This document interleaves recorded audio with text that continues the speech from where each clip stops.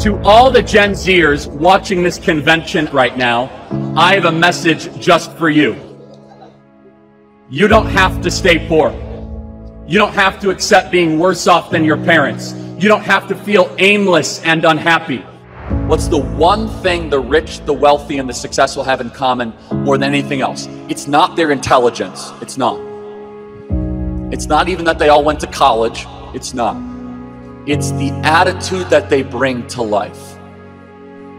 The attitude of self-made entrepreneurs of high levels is an attitude that you present something that 99% of the world would consider to be an impediment, they look as an opportunity. One of the things I learned about being an entrepreneur is that you could get into a place of paralysis in planning. The only thing you have to be able to answer is why. That's it. You don't need, all the other stuff is easy. You could hire people for that and figure it out. If you understand your why, you can get through any what or how, any.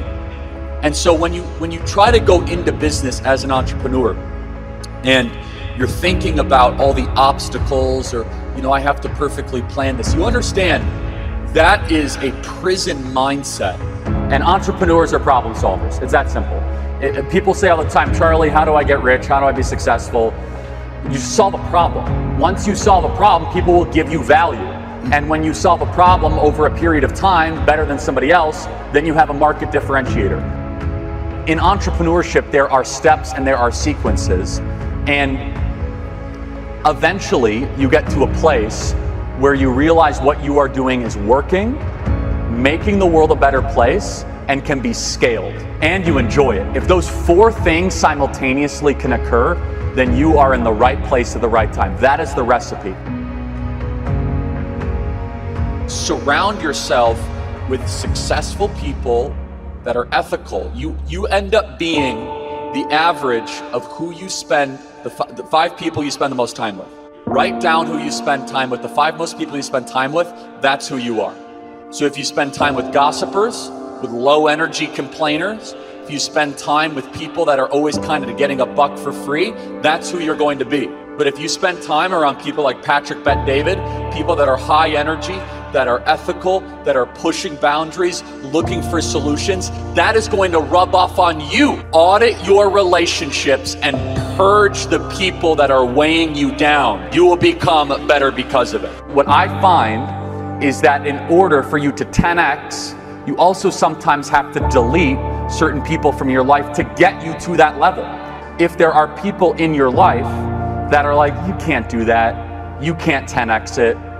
Now, and yes, you can use it as like, okay, I'm gonna show you and motivate you, but you have to be an exceptionally strong-willed person to be around that all the time and still be able to succeed.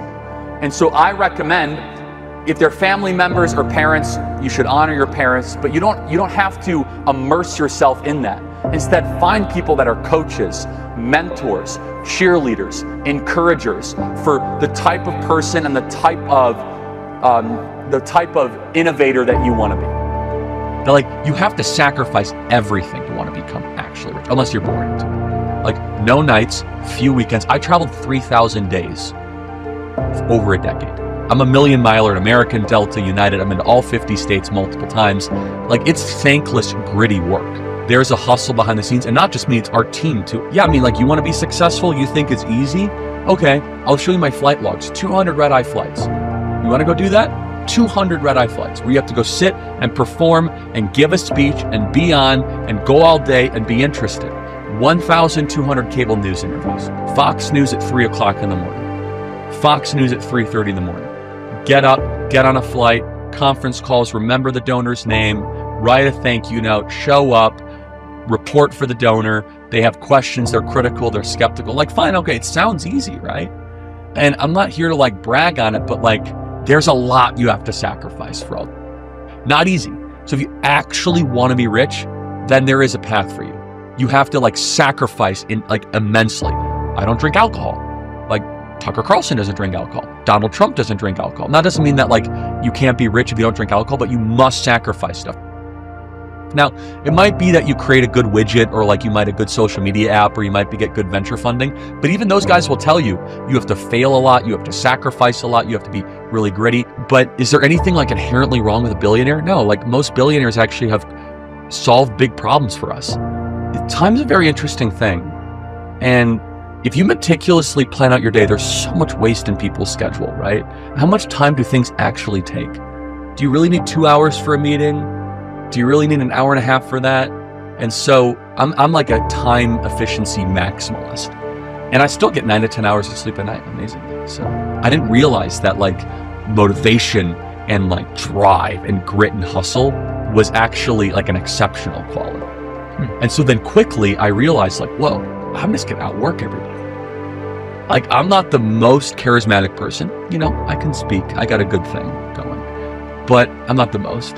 I'm not the smartest person. I didn't go to Harvard Law, right? I don't have the highest IQ, but I can compete with the best of them. But I am gonna outwork you. Like I'll put in more hours, I'll read more books, I'll listen to more podcasts.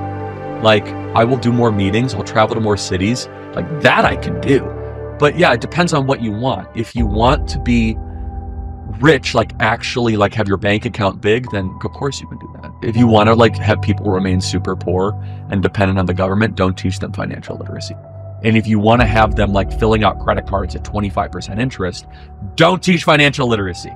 How many young kids right now that are 17 can tell you the difference between credit and debit? They can't. The best way to build wealth is over long periods of time, saving money and doing boring stuff. It's not get rich quick. It's not big meme coins, right? It's not big spikes.